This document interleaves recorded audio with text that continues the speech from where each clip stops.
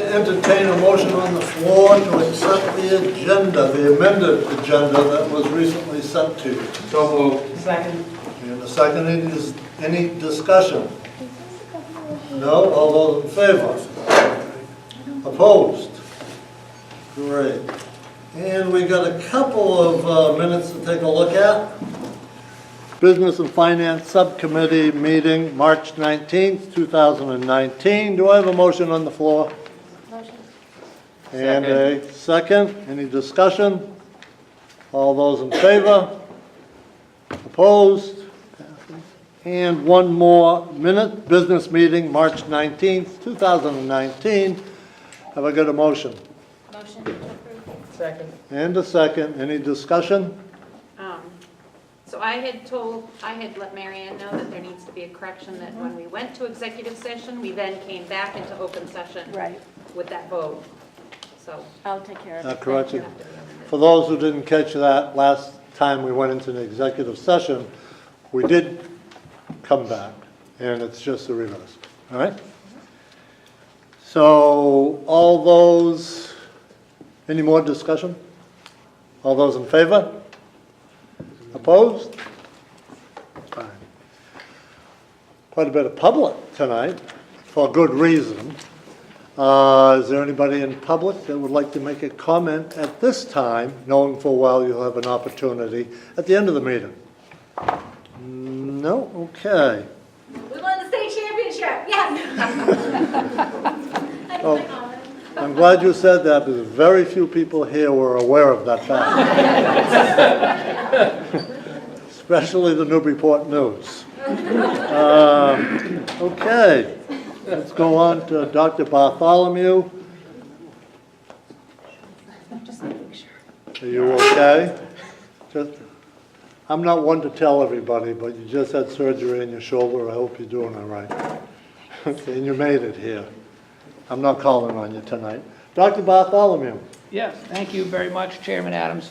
I'd like to start, if I may, just with a moment of silence. Last week, a classmate of mine passed away, and she wasn't just a classmate, she wasn't just a Pentucket graduate, she was a true sachem. She was a school leader involved in school government. She was senior class president. When she graduated, she went on to a great institution in Boston, and then would intern with E! News. And in the last week, E! News has had these constant remembrances in her memory. So if we just have a moment of silence in memory of Maureen Heaton, true sachem, I very much appreciate it.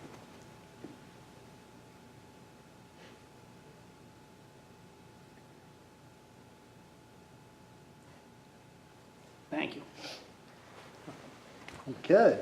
Also, Good stuff. So here we go with the good stuff. So also I'll be sending you tomorrow a packet. We've been working as North Shore Superintendent Roundtable to get legislators involved as much as we can to impact our budget. We've had these conversations here before. So this was a collaboration that we've worked on quite a bit over the last few months, putting together our data. And what it really does, it shows the shortfalls of what we've not been receiving for funding from the state, particularly when it comes to special education. So you'll hear these pieces talking about foundational budget increases.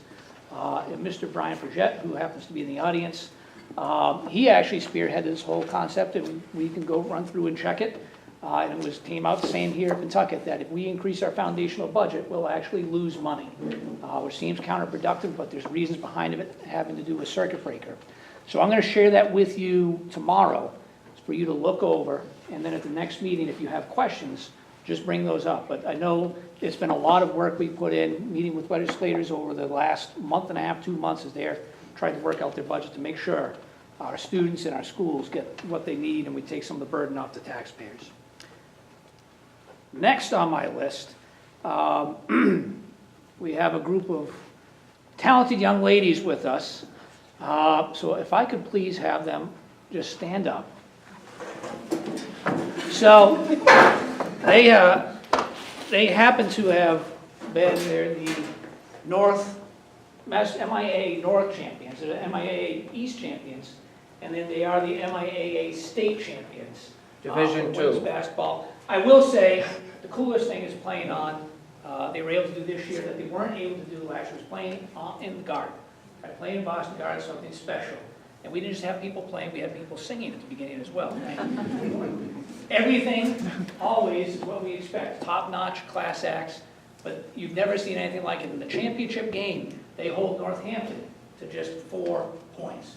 So, ladies, just from all of us to you, thank you, thank you, thank you so much.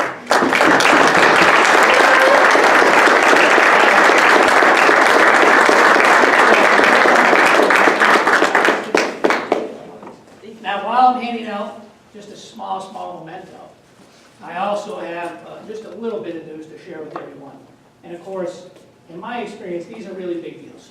The last school I was at was opened in 1972, and they have exactly 0 team state championships. So the state championship is not something easy to come by.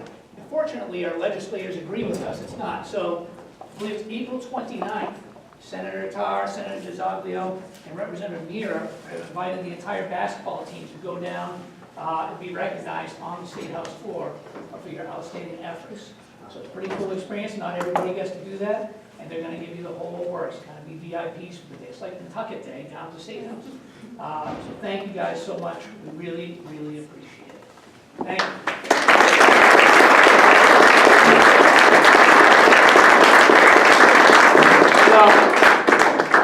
Does anybody have any comments to make? Come on, you got a proud mom here. I'm a very proud mom. I'm a proud mom, but I'm also proud of the whole team because I think a lot of what Coach Mack said at the banquet is true, that you guys really came together as a team and you worked with each other. You know, there were times when I would see Liv on the bench explaining things to Megan. There were just the whole camaraderie. I think I'm very proud of that Megan got to be a part of that. And way to go, Ariel, for stepping up on probably the biggest venue you'll ever sing at the Garden and sing the national anthem, so that was pretty awesome. And I'll just also say your banquet was fabulous.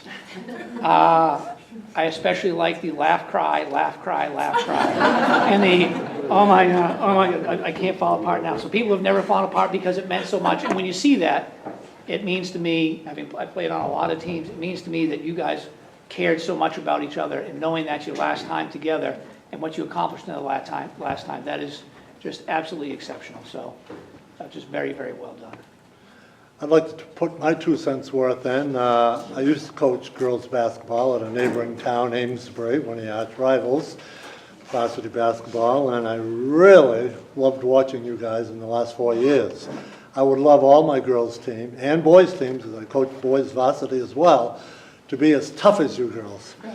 There was never a loose ball that you guys didn't think you could throw people out of the way to get. You hit the floor and without hesitation and never worried about bodily harm. And that was fantastic, and that was one of the reasons you're here, because that dogging defense you had all year, never giving up. I have no idea how you could do it from start to finish, full court. I wouldn't want to play you. You guys were exceptional, a lot of fun to watch. Thank you. And if I may, Chair, having experienced your coach's excellent over many, many years, I don't wish to give my age on this one, I would like to personally thank Coach McNamara for representing Pentucket and fielding some incredible teams over the years. It's a consistency that I think a lot of schools are very jealous about. So, Coach, I think as a TV station that calls it a high five, you get our high five. Amen.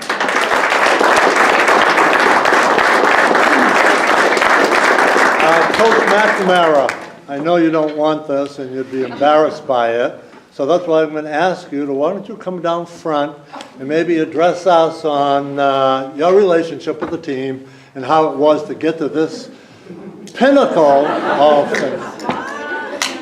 Hey, you're supposed to come from me? Oh, you have to step up to the mic, Coach. I wasn't planning on speaking because the banquet was pretty emotional, as Superintendent said, but I mean, their play showed what heart and character they had. They left everything on the court, but they cared about each other, and that's what special teams are all about. It makes it more fun, win or lose, when you care about each other. You guys were the best, so it was a great way to end the season. Much better than last year. And we used the word repeat at the banquet, and we'll try to live up to the expectations and see where we go next year. But Seniors, thank you, you guys were great. 5 great seniors, gonna be tough to replace, so. But we'll get after it. And Coach, and I'll just mention as well, because Ms. Blanchard's clearly not going to say anything, but as 2 former high school athletes, and, you know, we went on to do whatever we went on to do, it's okay. And being alumni from this school, all I ever wanted out of my student athletes when I was playing was for people to play with dedication, to play the game right, and to play it hard. And you guys did that with talent, and it was just, it's win or lose, it was just awesome watching you play all those games. And even in defeat, you were incredibly gracious those few times that happened. But it was just, Coach, I can't thank you enough for putting those type of characters These first. guys, thanks. So thanks.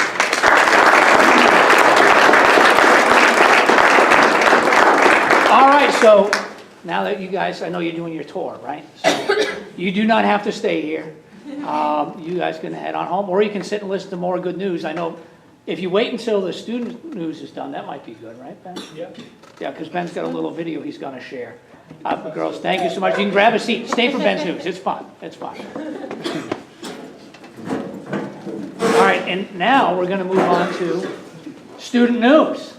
All right. So Ben, do you want to talk about what's been going on? Sure. So about over the past month, maybe a little more, we've been putting together a video for the community about We Are Pentucket for the organization, raising awareness for the new school. So we can show that now. Okay.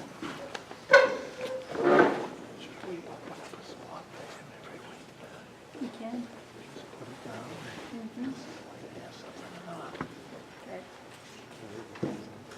Yeah.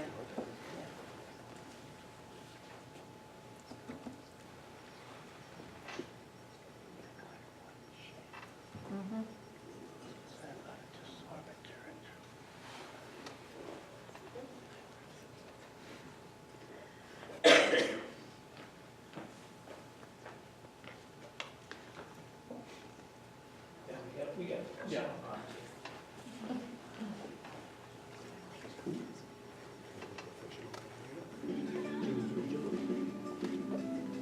Good choice. You either have to build a new school or you have to invest in an old one. What I do know is there's no scenario under which we can pay nothing.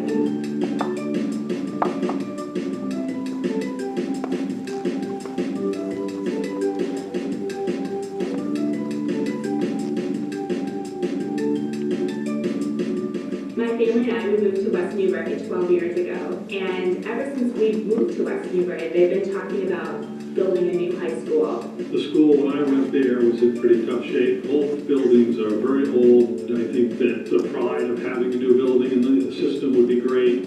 I think that the increase in property values would really help. Obviously, the benefit to the students is immense. When you go around to the other communities in the Cape Ann League and you see all the new high schools, whether it be down in Manchester or in Ipswich, they all have beautiful new high schools, and you can tell that the students and the parents take great pride in that. Pentucket sports are definitely affected, like the athletes are affected by the school's condition because a lot of times the fields we have and the facilities we have don't accommodate for all the sports. Other schools have actually made comments about how bad our fields were and how it's kind of embarrassing to have to play on rock fields for a whole season. The staff here at Pentucket is great, but sometimes when you don't have the facilities to support the staff, it limits opportunities. So building a new school certainly would help expand opportunity for students and for staff. It's incredible what they've been able to accomplish despite the crumbling physical infrastructure. I can only imagine what they can accomplish with an up-to-date, modern educational facility. It was the school system that really brought us to this area. We were very excited about our kids, going to Pentucket High School. And so this is it. We've got to do it, right? We want to see it for the community. Our kids won't benefit from it, but we want to see it go through and pass for the community. It's what our kids deserve. I think we should get a new high school because there will be better electronics and that's most of how we learn. I want a new high school because we can get a better gym with more bleachers to play basketball. I want to get a new high school so we can get more equipment and we can get a robotics lab. It's not a question question of if, it's simply a question of when. This school currently is gonna fail. If something were to happen with the water, which has happened already a few times over in the history wing, you can't do anything about it. The way the electricity comes into this building is nothing short of a nightmare. It is legitimately the scariest thing I've seen in this school. And I can't imagine, I'm not an engineer, but I can't imagine that's sustainable at all. So my point being, like, I get not wanting to pay extra taxes, I totally understand that, but I just honestly feel, outside of being a teacher, outside of having gone here, like, this school, it's like anything, you know, eventually, it's just gonna deteriorate to the point where you cannot continue to fix these things. It's time to give the students, the staff, and our community the excellent educational structure that they deserve. I am Pentucket. I am Pentucket. I am Pentucket. I am Pentucket. Vote yes at town meeting on April 29th to put this on the ballot, and on May 6th to approve funding for the project, sponsored by We Are Pentucket, a municipal ballot collection committee.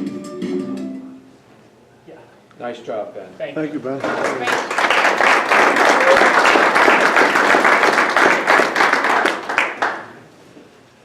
So yeah, over the past month, we put that together. A few students worked with me on it to get the interviews from people from the community.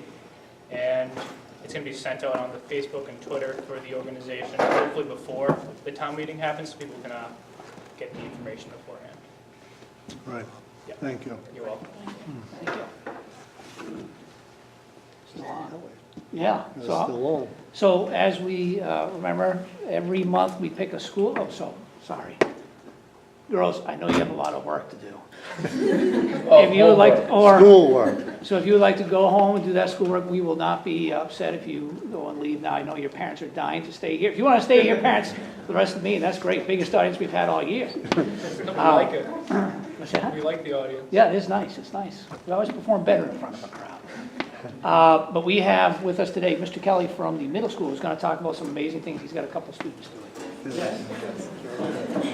We'll pause at this point. Yeah, sure. You won't have AAU. Please don't stare. Great job, ladies. Thank you. Thank you.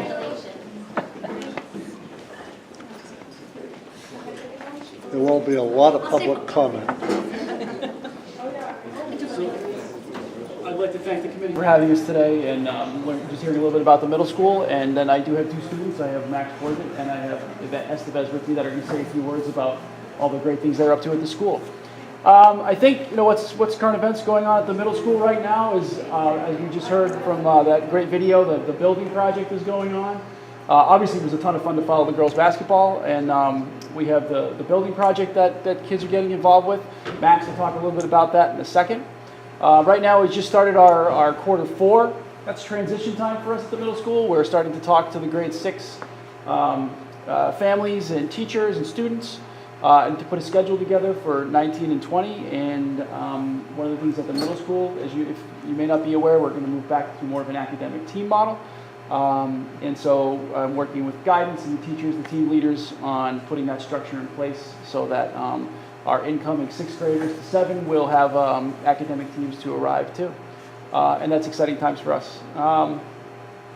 We did a one-to-one Chromebook hybrid program. We have a bring your own device ability with our network, and combined with, over the past couple of years, we've been putting significant resources into getting Chromebook carts. And so we've now been able to put a device in every student's hand that didn't have their own and prefers to have their own with them. So students are carrying Chromebooks around with them, and that's been very successful. Both teachers and students are reporting that it's extremely efficient to have a Chromebook with them. Teachers can plan for that. Kids can rely on getting assignments to the teacher for feedback through Google Classroom. So that's been a real huge success that we'd like to see even get bigger. We started MCAS today. We took our first round of ELA MCAS today. 7th grade started with that. And we try to get the students involved as much as we can. I won't show you this whole thing, but we had the future Ben in the making. We had a student design a video tutorial. students.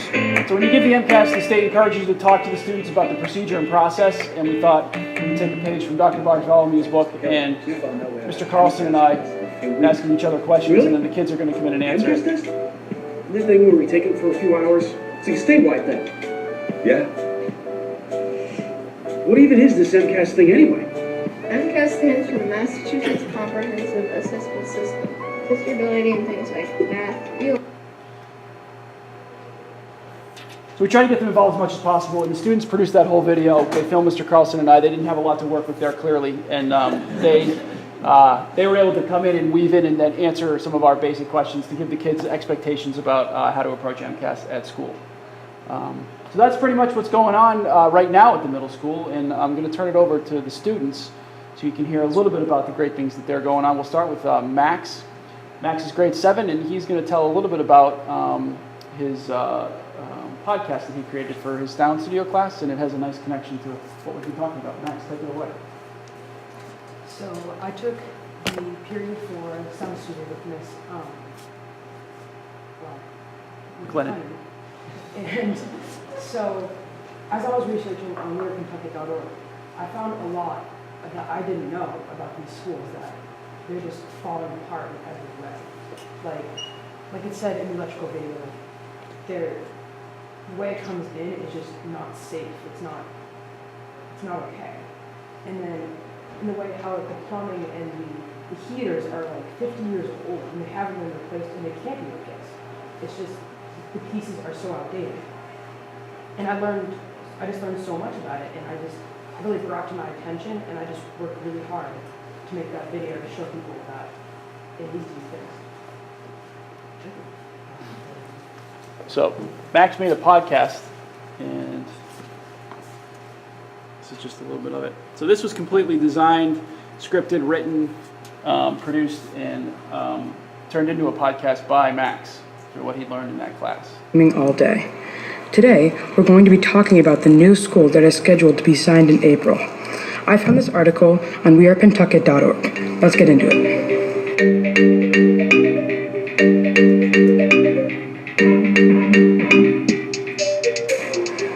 The current middle and high school of the Pentucket Regional School District are disgusting.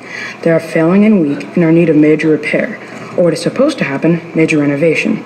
The school was built in the 1950s and has far surpassed its life expectancy. But it's time for change, and if we don't do it now, we'll lose out on a big donation from an organization called MSBA, and the funding will fall entirely on the community.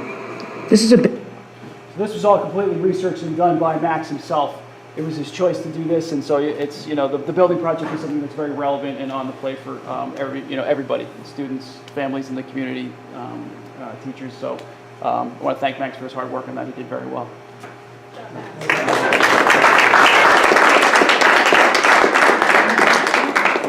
Sorry. And now I'm going to turn it over to Yvette. She can tell a little bit about she's up to it. So we're just going to give her a technology change here.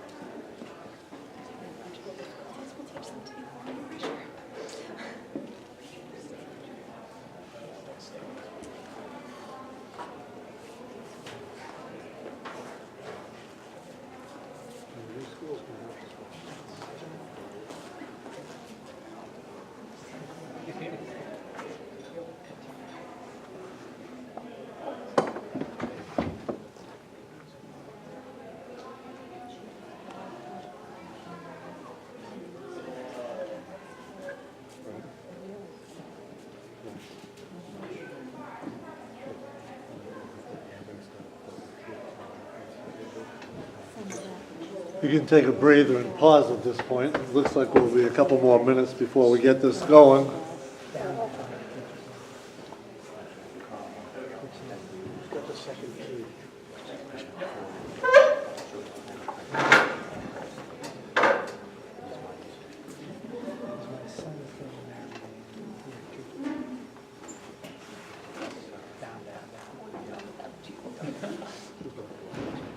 Yes. Where's the bachelor party nowadays? Everybody says that. Of course they do. It's double digits. I mean, it's close like the actor. The wrong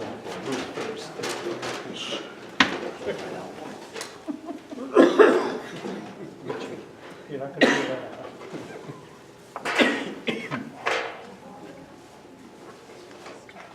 His mother. Bill's causing Don't make me separate you. Hi.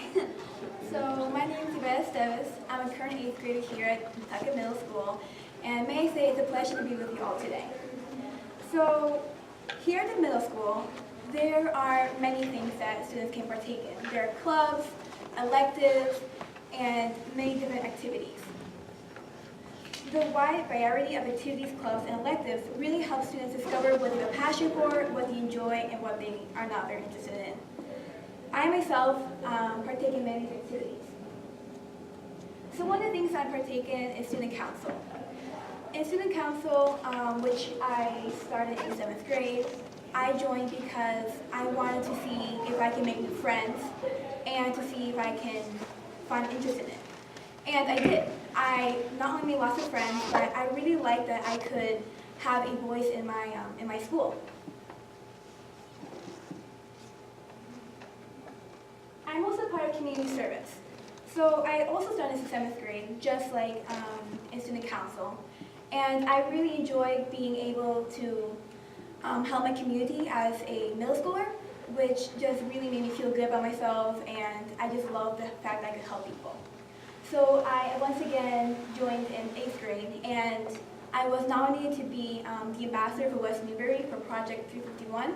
So if you don't know what that is, Project 351 is a nonprofit organization where there's one 8th grade student chosen each year from each town in the state of Massachusetts to represent their town. So what you do in Project 351 is you just do community service. So you meet up in Boston on Martin Luther King's birthday to celebrate his life and his legacy, and you are put in teams with people you don't know, and you then go to the Boston Food Bank where I went, or somewhere else to do some community service. Afterwards, you can continue, and you can just continue doing more good.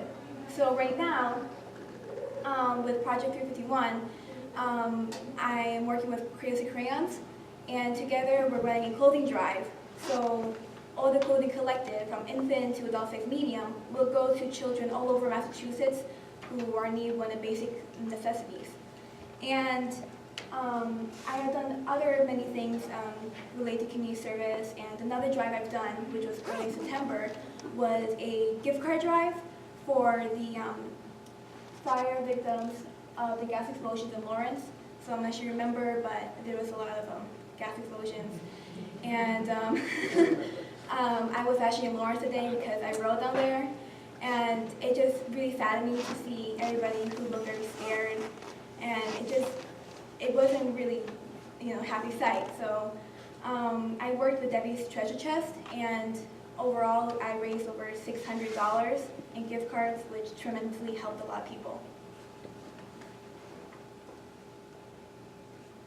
Here at the middle school, as you know, there's plays and theater.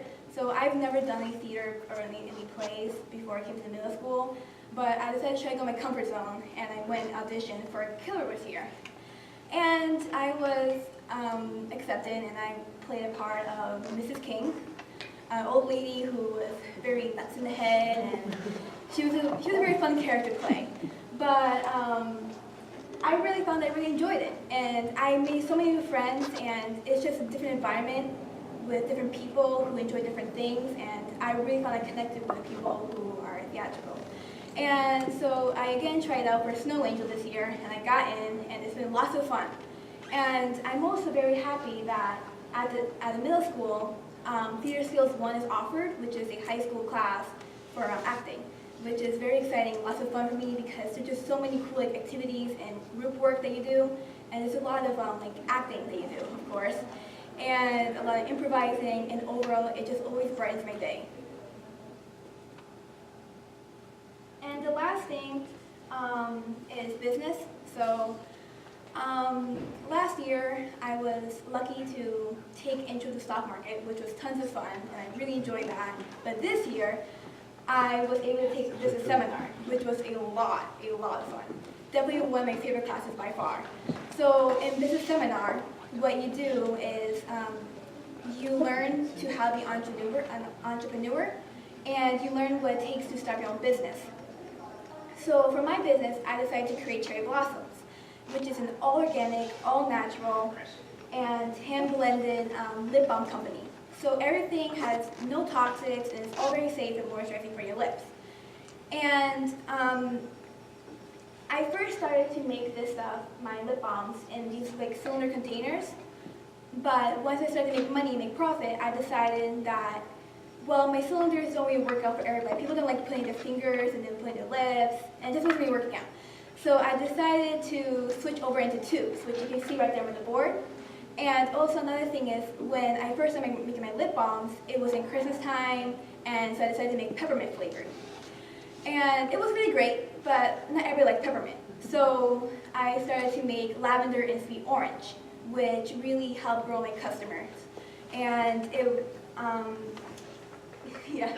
But also what's changed in my company is my cylinder containers, I would charge $3, but now because of my tubing system I use, it costs $3.75. But I have made over $650 in profit so far, and I've also gotten into 2 stores in downtown Amesbury, Health Matters, and 18th Friend Street. So here's a picture, and the side of there is my cylinder containers, which is how I first started off. And then over there is a picture of me and my brother at a craft fair for young entrepreneurs in Newburyport. So yeah, that's it. And I just want to say that everything that's offered in the middle school, it really just, if you go up and ask a middle schooler what they like, it'd be completely most likely different from what I say, because a lot of kids would like engineering or podcast or the arts or something in the music. Everybody's different, and really in middle school, you can just tell because everybody really fits in and finds out what they really love. So yeah, thank you. Thank you.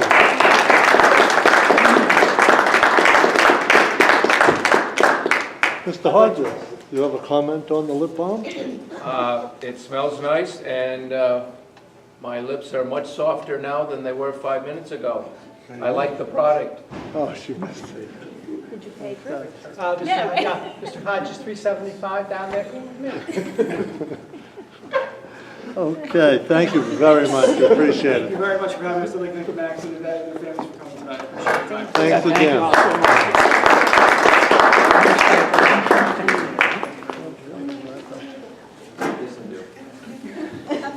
They'll be after me if I don't. Well, you got that right. Count the bills, please. $653.50. Put them up to the light. Nicely done. All right, we're going to continue. Thank you very much, Mr. Kelly. Thank you very much. Thank you. Appreciate it. Thank you, guys. On to new business. A, the North Shore Consortium application. Did you want to address that one, Justin? Yeah, Or sure. We actually brought in a special guest, Dr. Jarvis, because I know last time there were some questions, but I think we got all that information out there about what it requires to be a member. This was a topic that had been brought up at the last meeting regarding our entering into becoming a member of the North Shore Consortium. So last time there was discussion, and we wanted to just have Dr. Jarvis here if anybody had any questions so we could possibly go on a vote. Everybody heard that right? If you have any questions right now for Dr. Jarvis, that might clear things up for you. I think the packet probably answered a lot of them, but I just wanted to be sure. So, Everybody got the crunching of the numbers? But, the commitment would be 6 meetings per year, so there would have to be a representative or designee, superintendent or designee that would attend, much like it is at Crest. I think it's pretty much 6, and they would have to be trained. So those that won't have that. The other piece I could add to this is that Triton, for example, and Ipswich Public Schools, they're dual members to collaboratives. They're both members to Crest and the consortium, so this wouldn't be a strange thing. And I think Masco and Tri-Town, they belong to both. Yep. There's a lot of overlap. Yep. I think my only question would be the process for North Shore. Like, we would vote on this, and then it would go to them, and they have to vote on it before. I think there was a deadline in here. Yeah, so it would be an application that would be submitted, and then they would make a decision on that. Have we already had discussions with the So the executive director I administrators? have, and so she just showed me the format, so it would have to go through the school committee first. Once we get that ratified, then we can submit the formal application, and then we can get a result. with that said, have I got a motion to approve that we go forward on this? So moved. Second. And a second, any more discussion? Yeah, Yes, so- Marie. So is this something we're looking to join this year? Because to Chris's point, I had read that too. It says at least 180 days prior to the beginning, so we'll be able to make that? So I think there is a deadline. And Yeah. So if it's not for next year, it could be fiscal '21, if not. It would be up to them to make the decision, but I would think having an application in play, let's let them tell us where we're at. Okay, great. Any more comments, questions? Can I just make a comment? So I was talking with Brian Forget beforehand because he's on the Crest board with me, but he's also on the North Shore board. Just kind of a feel for, once we enter these collaboratives, we're actually on the hook for any debt that they would have. And like we are part of the operating, if anything were to happen to them or something like that. He actually feels that North Shore is in very good financial shape. Crest was good and then kind of had troubles, and then maybe for the past 6-7 years has kind of grown to be stronger financially and stuff. They own 3 properties, he said, whereas Crest only owns 1. So there's a lot more financial stability that would make me more assured that this is a good move for us to get into, because it's one thing to look at the short-term savings, but then you have to look long-term, 10 years from now. If something happens, we're on the hook for it by being part of the consortium. So, and the other way to look at that is Crest Collaborative. So they lost a school. So the school, it was a therapeutic vocational school located in Topsfield. Well, they sold the assets. Right on Route 1, and then so the consortium took that over because they were in good standing. So because of that, our tuition, if we did send children there, our tuition would inherently go up because of that. So, and it's a viable school, isn't it? Yeah, it was part of the other one. The other one, right. The other, For some time, but it yes. is. So Crest took it over, and then, but geographically, it didn't make sense for Crest to keep it, so they switched the assets over to North Shore. But since they did that, it has expanded, because we used to have our data meetings in that building, and they were, that school was limited to a few of the classrooms, and actually they took over that entire building. I think they did and that towards the expanded end of this Crest ownership before, but even, it made sense to do half those programs. Any more questions or comments that's relevant to us to go forward? All those in favor? Opposed? Thank you, Dr. Jarvis. Thank you. And Mr. Conway. Sure. You with us on B and C? All right. So B is actually 2 documents. They're included in your packet. Upon sort of review of our mid-cycle evaluation that's coming up, recognize that our English language learner program handbook needed to be updated and sort of put into one place. And so we were able to complete that. I did that in collaboration with Dr. Jarvis's previous work on ELE programming, and then working with our ESL teacher, Holly Bernard. We were able to update the handbook. We've made it into a Google Doc with live links to all of the forms and sheets that any of our staff would need as it relates to ELE handbook and programming, and that is posted on our website, both for public consumption and for our staff to review as well. And the handbook does outline all the regulatory requirements that we're obligated to have in there, but then it also outlines programmatically how we want to go about supporting our English language learners. So that is updated. I don't anticipate it changing too much in the next couple of years. Probably see that staying pretty much the way it is, but it's now become sort of, it's not a document in a binder somewhere. It's now accessible to anyone who needs it, both parents, teachers, and other staff members. So you can see that included in there. As part of that, though, we conducted an ELE program evaluation. Did that with Holly Bernard, myself, and a few other staff members who took part. Mr. Carlson here in the middle school, and then a few other staff members around, where to sort of help answer some questions and give us some guidance on some ideas. So we did a program evaluation. That too is included. It's rather extensive. It's a lot of information. The reality is we used a template that asked a lot of questions that we really can't answer necessarily because our numbers and percentages just don't give us accurate information. So we altered it a little bit in the sense that we did a lot of narrative points and answering of questions rather than analysis of data. The data just doesn't give us the information when you talk about percentages. So we currently have 8, actually we're up to 12 now, English language learners in district. We also have several former limited English proficient students. So students who were at one point, English was their second language, and as they were learning English, they became proficient and they no longer require services. So those students fall under the sort of the programmatic requirements, even though they just don't require services. So more or less, I think we found from an ELE program standpoint, we found a lot of our kids cycle through, and we have a lot of attrition with our students, which is not necessarily always a good thing. So one of the points was to be able to think about how do we keep the stability of our English language learners who arrive here? What are the reasons for which they may only stay a year and move on? And what are the things we can do?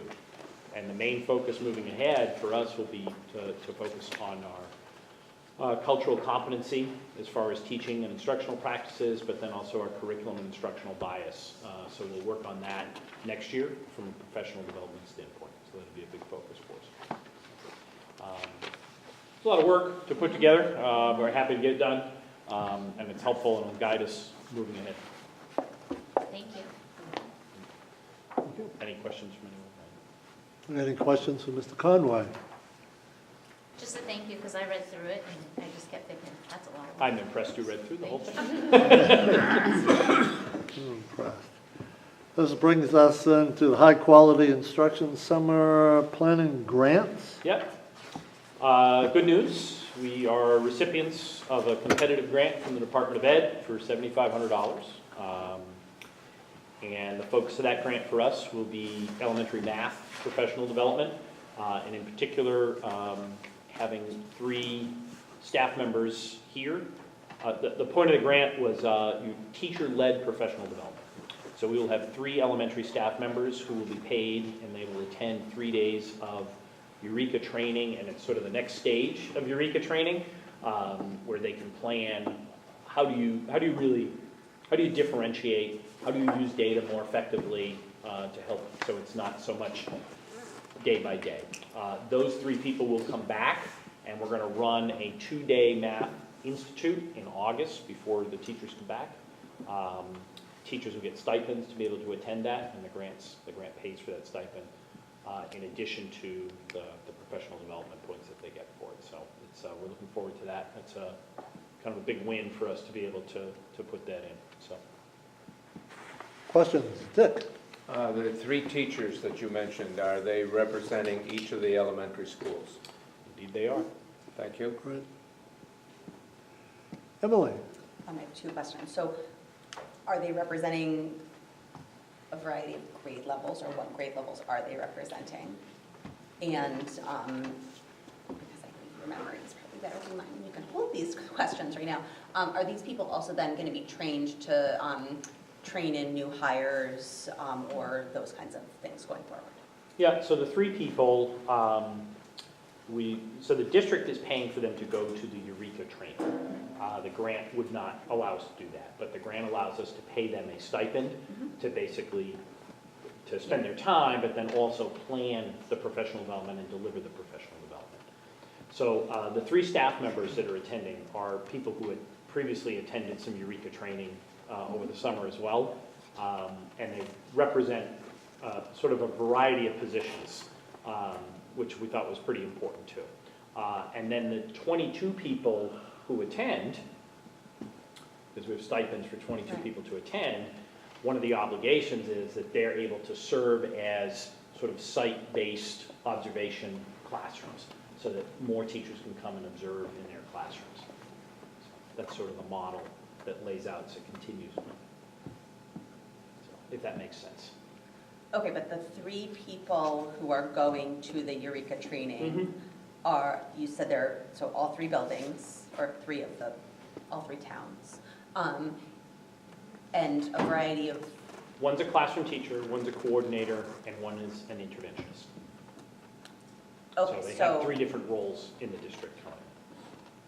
But I guess I want to make sure that, I'm hoping, I guess, or I want to know if there are people who are representing a variety of grade levels, which I would imagine So two of the roles are would teach in multiple grade levels, yes. Yeah. Okay. Just because I mean, there's a difference between primary, kindergarten and first grade math and second through sixth grade. Yep. So I want to make sure that that's getting there. Any more points of interest? I guess the answer, so the 22 people who end up coming, For sure. that will be more important, that we'll have a wider spread, actually, to make sure we get better coverage. So Yes. that'll be more critical. Yes, as long as those three people can reach. Yep. So I've been in trainings that have been run by a fifth or sixth grade teacher that don't know how to talk to me about first graders learning math. They don't understand the manipulatives, they don't understand that level of, like the concrete conceptual level. So that has not always been the most effective, even if they've been super engaging and really knowledgeable in terms of how to organize a training. Yep. So I guess that's my... Yeah, so people had to apply. Yeah. And they did, and we chose making sure that we'd be able to reach the broad audience that exists. Great.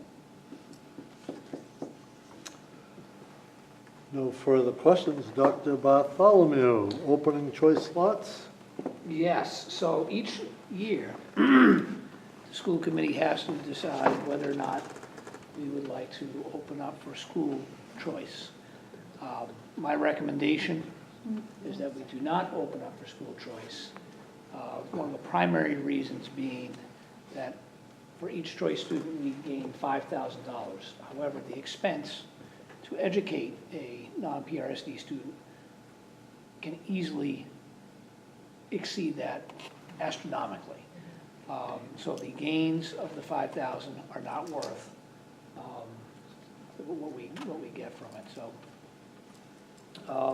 my recommendation is no, but I need to put that out for you to vote on. Any comments? This is something we've addressed for the last 5 years, every year, so it seems old hat to some of you, but not to all of you. So is there any? I agree with Dr. Bartholomew. As do I. I'll make a motion that we do not open any school choice seats for the following year. Okay. Second. Discussion on the motion? All those in favor? Opposed? Passes. There will not be any open choice slots this year. So along those same lines, policy JFBBA, requires that every April I bring to you intra-district slot openings. So I am recommending, we have sat down in the last couple days, Mr. LeBrecq, Mr. Conway, myself, to look at all of our numbers, the number of students in all the classrooms, and trying to hit that target set forth in the agreement to make sure we keep classes low, below that 21 number. And as a result, in particular this year, I noticed we had a lot of parents saying they had classes of 23, 24. So this year we were looking at all the numbers, and of course we've shifted around some positions, and I'm recommending that for intra-district transfer that we offer 3 slots in kindergarten, 5 slots, it's kindergarten that page, I believe it's 5 slots at Bagnell. In kindergarten? I'm sorry, first grade. 2 slots, third grade at Bagnell. And then 1 slot for 6th grade at Bagnell. There's actually more spaces available to keep it well below that 21 number, but we also are trying to prepare for anyone who comes into the district that we don't expect, families moving in. So we don't want to give away all those spaces. But I'm just making that recommendation. So if I happen to be in Bagnell and I had a big kindergarten class of 20, I might request that I go to page where the number might be 17. Well, we did have that last year with a family coming up from North Carolina. So It's true, very true. And this is the process we used for that family coming up from North Carolina. We're going in a second, yeah. I think this is, once again, a topic we hit every year, and as you guys all know, it's always in flux, people coming and going. So if we run into trouble next year, it's because we've made a decision at the latest possible time of which this vote will be, and so it's not always perfect at all. We have no control of who comes in May and June, and all of a sudden slots that we thought we had didn't, so there's always, you guys put in a safety margin. So if they're putting it forward for us with a safety margin, I would entertain a motion on the floor. So moved. Second. We had a motion and a second. Any discussion? All those in favor? Opposed? Okay, thank you. Mr. Adams, can I ask a question? Regarding the vote we just took on the school choice. She's going to do that. Sorry. Yes, so it's a bizarre thing, right? Because here we're doing, sorry. Go ahead. She's getting at something. Yeah, go ahead, keep going with your question. My Yeah. question is, do we have to vote to stay part of the school choice program? Yes. Yes. Yeah, so I was gonna, so this is the next one. Okay. So I have Okay, two more sorry, parts. I didn't realize it was in 2 parts. So now I have to also request that we continue our school choice program for grades 6 through 12, where it already does exist. And that's like a state mandate. Yes. You're voting for the district to remain part Stay of in the the school choice choice program. program. You don't have to give it by grade. Oh, sorry. Right. What do you Yeah, mean? so if somebody Right. in 3rd grade wants to go to Georgetown because they have Yeah. school It's choice, also for choice out. we have to let them choice Yeah. out. Absolutely. This is what we're presented to us each year as well. We have to say we're a choice to get that flexibility anytime in the near future. So, with that said, that was good, Joanne, he was just going to get the elbow. I'm missing it. One more after that, too, having to do the choice. Okay, motion on the floor? So I'll make a motion that we continue to participate in the school choice program. Is that the correct Yes. motion? Okay. Yep. Second, Second? and discussion. All those in favor? Opposed? Passes. We stay in school choice program. So my final part, having to deal with choice, is part of the agreement allows for teachers, if we have space, that their children may attend the Pentucket Regional School District if there's space. Again, we've gone through this. I have a message ready to go out to teachers tomorrow for them to submit, if they're interested, applications for kindergarten at Page, first grade at Bagnell, third grade at Bagnell, and sixth grade at Bagnell, if they are interested. For grades 7 to 12, we don't have course numbers yet, of course enrollment numbers yet. So I'm asking them to submit a request to my office that they're interested in bringing their children here, and with guidelines, knowing that if they are part of our district now and their child is here now, but if they leave to go to some other district, that they're no longer able to have that benefit. So I don't think this does not need a vote. I was just letting you know that I was putting that out there as part of the agreement. And since everything else, April is Choice Month, this is just one more part of that choice. That's probably present policy Yes. anyways. Oh, Choice School Districts. Okay. We all set? We can move on to the school committee self-evaluation. I gave you guys homework. You had 2 weeks to take a look at it. And remember, it wasn't to do the state one. It was strictly to take a look and to see how we wanted to go forward. There's a couple of questions on whether they even suggested if we wanted to go with a third party, somebody not in the on the school board, to run it, as well as when we discuss what we actually come up with, because regardless of the evaluation tool we use, if there's something strong in any direction, we're supposed to, in public, discuss your feelings one way or the other before we come to a consensus of opinion on our evaluation. So we have options. And remember, they gave us the descriptors as a template. We said that, what do you use strictly that? We have our 4 objectives. I went down through it with you on how their descriptors may have been associated with them. And so your job was to take a look, see if we want to come up with our own. And if we do so, on 4, I believe Emily believes our objective 4 was indeed a direct correlation with some of their descriptors, and I didn't agree, and I think that needs to be addressed on its own. And if we do that, then we may have to, just as they did on their template, take our objective 4 and break that into individual ones as well. As you went through, I hope you took notice on how well our objectives fit most of their descriptors. So, let's hear from you. Emily. So I feel like it's 2 separate things.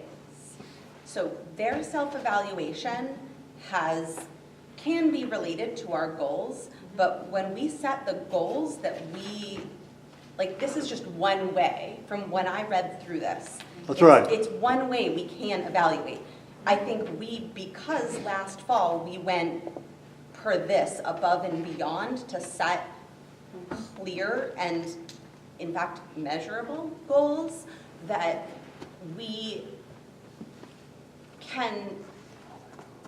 don't have to apply this to our goals. That's correct, and that's been stated. Right, but we could just,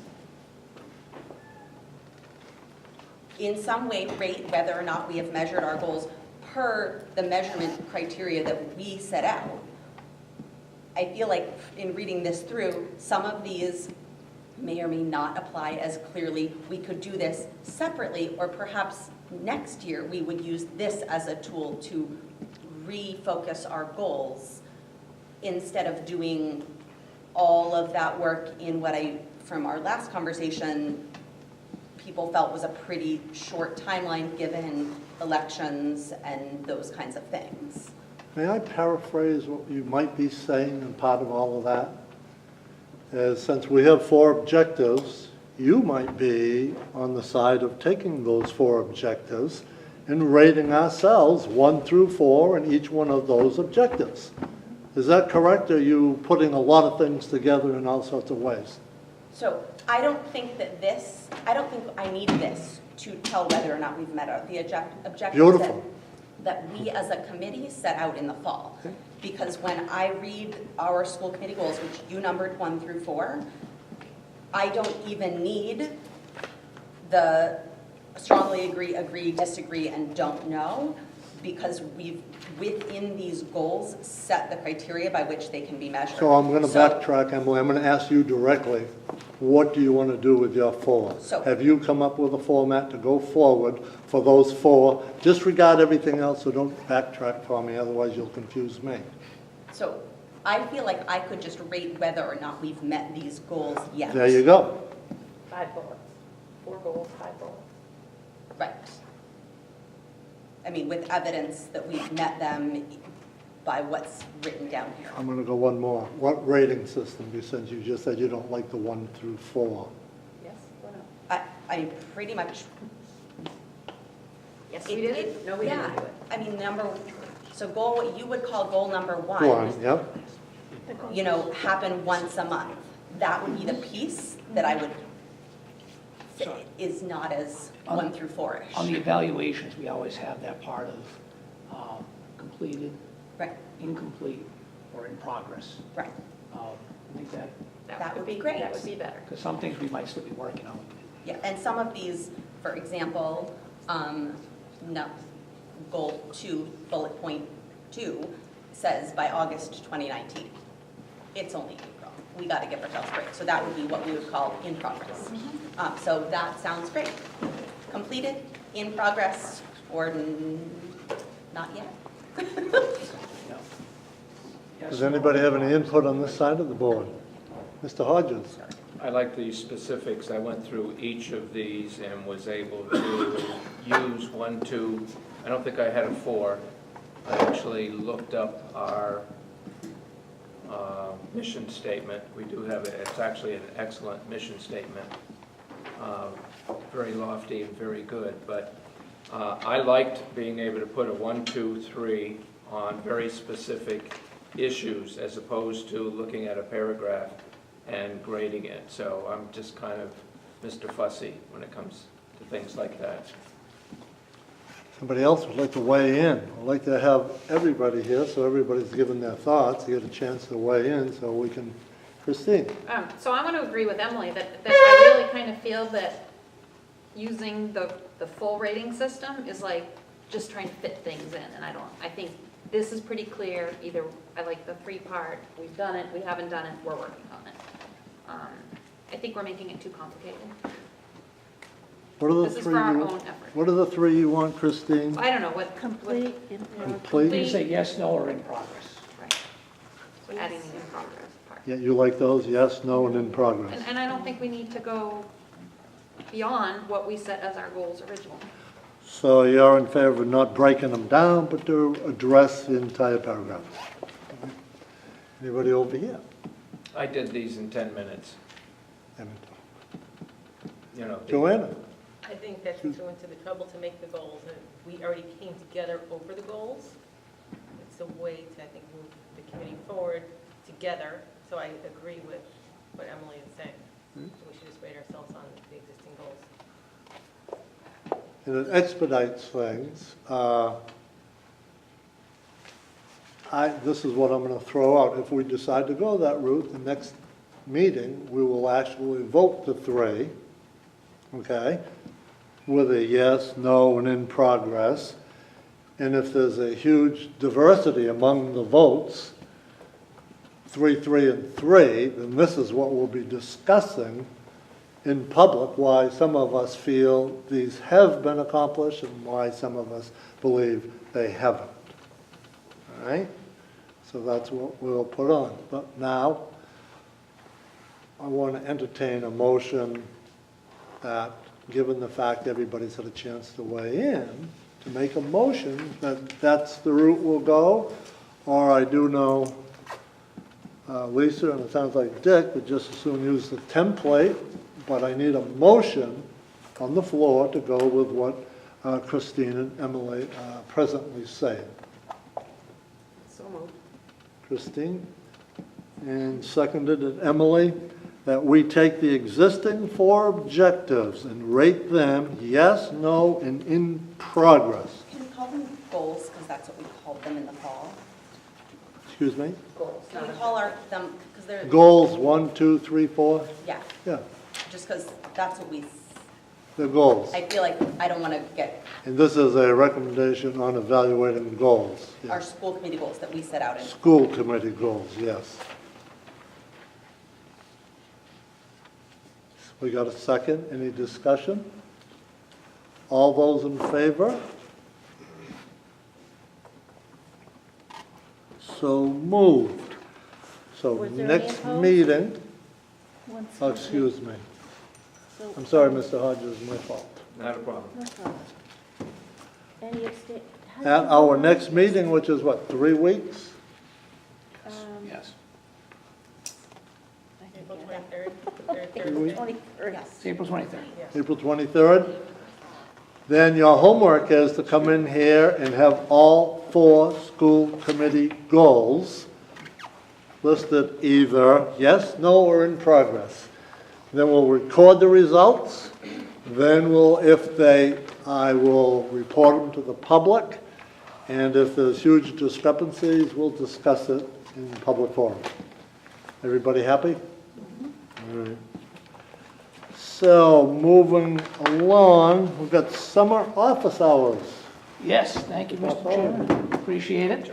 So nearly every school community around us has flexible, when I say flexible, they switch to summer office hours. Typically, this is done in an effort to save money on air conditioning. It also provides families opportunities to have longer weekends.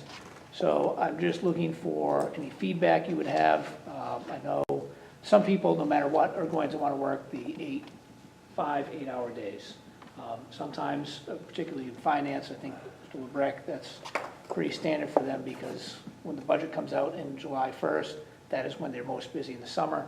And there's other personnel folks who can do 4 10-hour days. So I'm just interested in getting any feedback from any of you of your feelings on giving folks that option in the summertime. I would support whatever you think is appropriate. This is your office.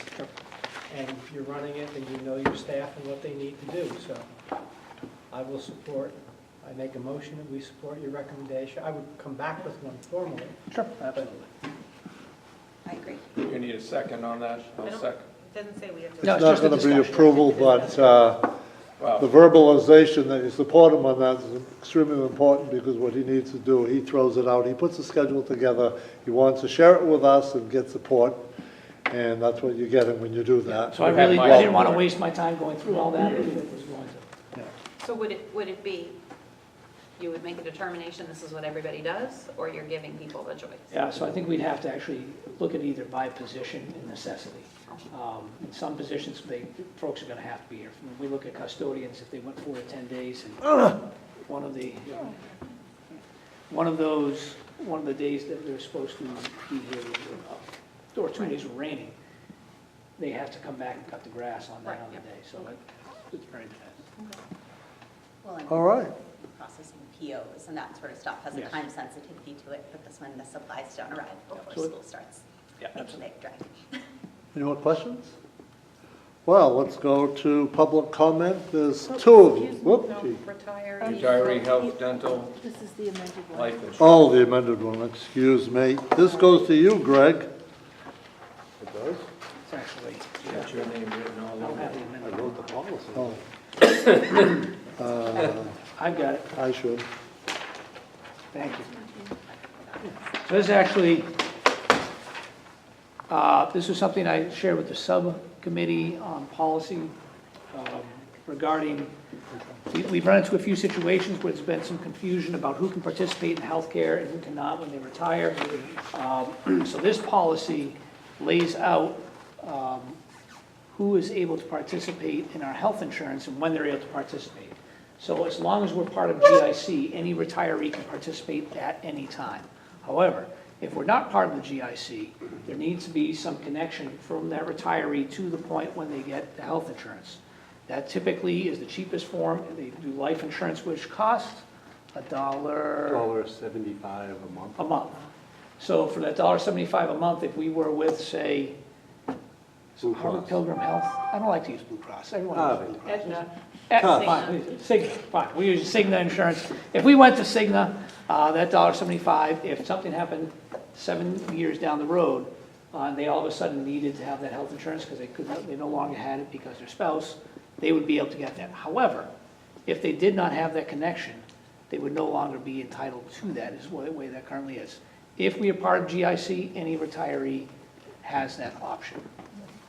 So this policy just lays that out to clear up any confusion, because we have had a couple instances of confusion. We just wanted to make sure we got that down in paper.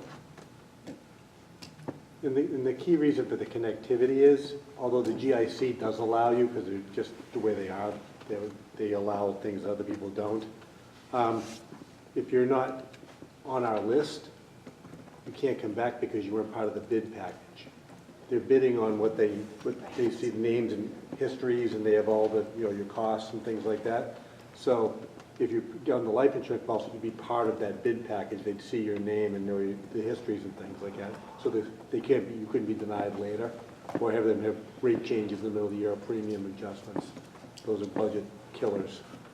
This is also nothing different than every one of our member municipalities does already. I have a question, and I don't know if it necessarily pertains to this or just our policies about it.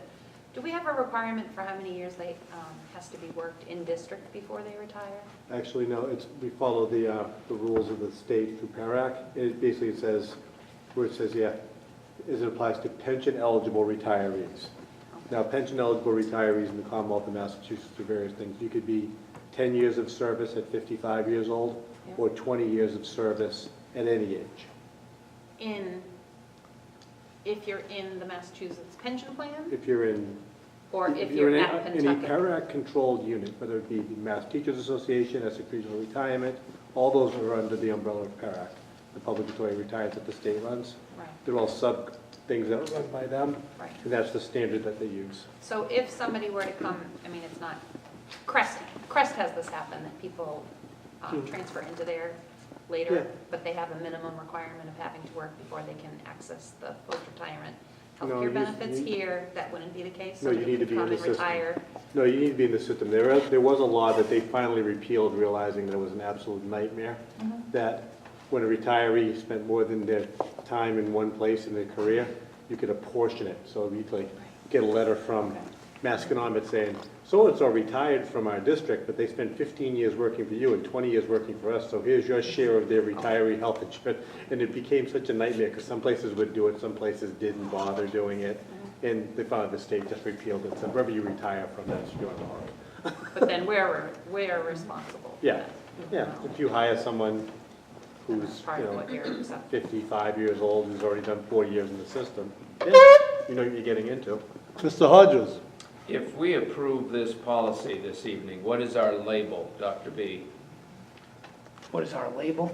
Yeah. I believe, so, I don't know how that works. Oh, where does it go in the policy? Where does it go in the policy Yes. manual? Yes, because we already have one that we approved last year that we still don't have a label for. Not like this, though. You mean just a different type of No, policy? it's just a different It's the policy. lettering. And it's in the J's. I just want to know where this one goes. I don't know if that, Mike. I figured the policy So subcommittee would tell me. originally, that the would been lettering helpful if came you from did. the MASC. Right, MASC must have a policy And- like this. Right, and as things were adopted after that, they didn't necessarily have the lettering. But you could look there for suggestions. I would think they would have this one. It's either going to come under last personnel or letter of them fiscal was in J. management, I would think. It's in the J's?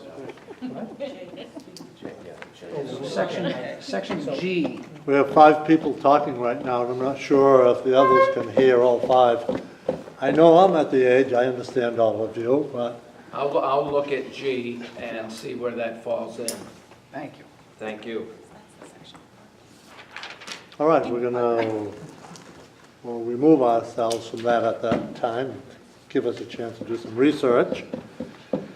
And this will bring us to public comment. Are we voting on that? Oh, we're gonna take a vote with Yes. some information a little bit cloudy. So I move to adopt the policy once, it's Second. somewhere in section G, wherever the policy subcommittee Second. decides. Motion on the, to approve it, barring some more information. It was a second. Discussion. All those who want that motion? And not, okay. You two have been waiting a long time, Ms. Yakabachi. So much to say. You said it all at the beginning of the meeting. You're all set? Okay. And now we're going to go to executive session to discuss strategy with respect to collective bargaining and litigation if an open meeting may have a detrimental effect on the bargaining or litigating position of the public body and the chair so declares. We will not be back. Roll call, Wayne Adams, yes. Joanna Blanchard. Yes. Bill Buell. Yes. Emily Dwyer. Yep. Marie Falzani. Yes. Dick Hodges. Yes. Lisa O'Connor, Chris Redding. And Gina Torada. We have a motion. No, we didn't have a motion. Motion to move into executive session. Okay. We got the motion after the vote. That's all right. Second, Second, Emily Emily. seconded it. We voted on it before. Okay, thank you, young man.